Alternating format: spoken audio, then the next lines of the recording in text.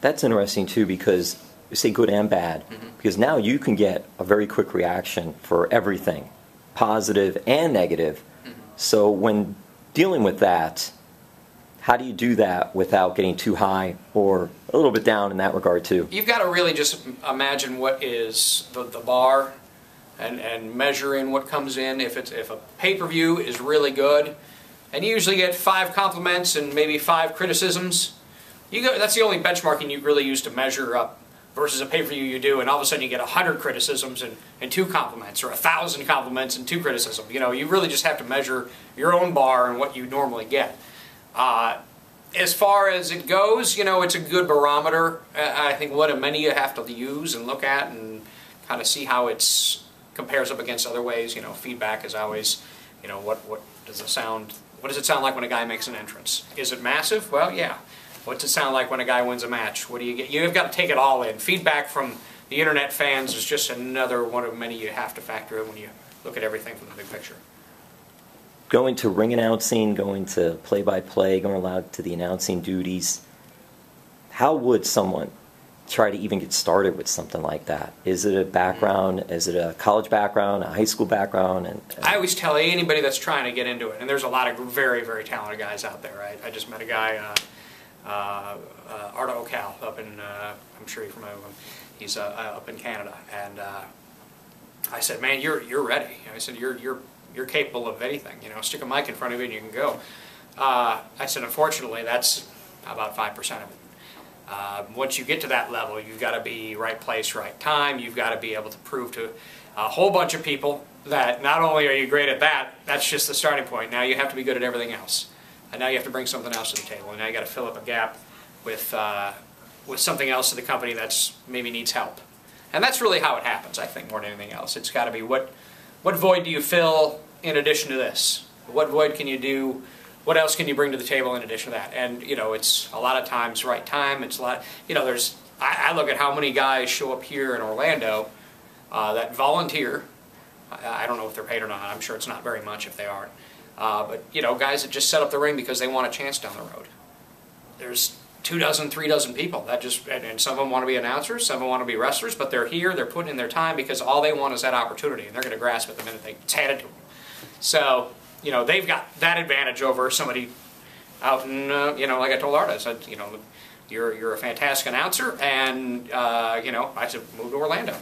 that's about all I can say. No, basically move to the area where, where something is. Like anything else, I moved to Atlanta before I had a job with Turner for WCW because I had a job there, but I didn't have an office job. I was paid as a talent, so I moved down there and said, I want to become more of this, take on more responsibility, and I had to, you know, quit a really good job in Minneapolis doing radio to come down there and do it. And it was just, well, that's a sacrifice you got to make sometimes. Let people know you're serious about it and show them you're serious about it. So. And that's the thing for you, getting into some background. So you're working in radio up in Minneapolis, and also was that your first foray into the business, so to speak? And it tied into wrestling in a really weird way. My first job was at a Christian radio station when I was 15.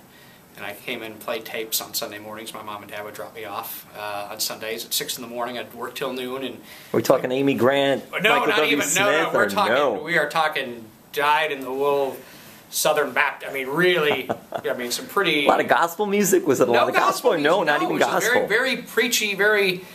I don't know how you describe it. Very conservative. Conservative. That's a good word. You know, pretty. I don't want to say radical, but on the edge of in that area, it's on the fringe of the on the more staunch.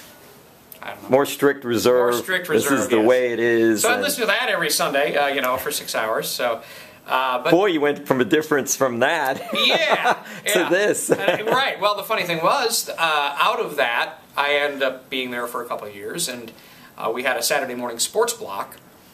And during the summers, there was an opening from like an hour, hour and a half in the middle of the sports block on Saturday mornings where they dedicated to high school football and high school sports. Well, during the summer, there wasn't much there. No high school sports. No high school sports. But the general manager was an old AWA ring announcer who did spot shows for the AWA years ago. And I said, hey, wouldn't it be something if we could maybe do a wrestling show?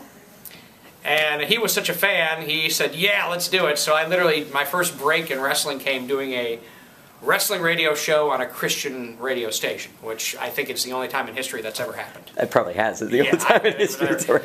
That I think we could honestly say that probably was the first. It's the first. It really was the first. So I always say the Lord got me involved in professional wrestling, which I think most people would go, I doubt that. Well, it's fun, but it's interesting too because there are a lot of wrestlers going back in the day, Johnny B. Bad, tell me if I'm right, the Guerreros that had a faith base to them and all. So, and I'm not so it's unusual, yes, but I mean, wrestlers are people. Everyone's people. So it's interesting. But with some of the guests, did you have any guests, or was it just strictly talk about? Oh, it was guests. Yeah, actually, I wanted to. When I got into this, I was very back into wrestling. I was a huge fan growing up, but was out of it for a while. So I thought I needed an expert. I needed an internet expert, and I called Bob Ryder. That works here. That is the reason I'm here now. Done so many things. Yeah, I mean, if it had been somebody else, I definitely wouldn't have gotten a job at WCW. I called Bob Ryder. He was the right guy. And, we gelled. We hit it off. So we hosted the show together, and through that, he pitched the show to Eric Bischoff to do it nightly on WCW.com. Bischoff said, "Yeah, absolutely," and that was the career. That's how wrestling started in my life. So it was a pretty strange period of sequences, but it also, if it wouldn't have been for that Christian radio station letting me have an hour and a half on a Saturday morning, it never would have happened.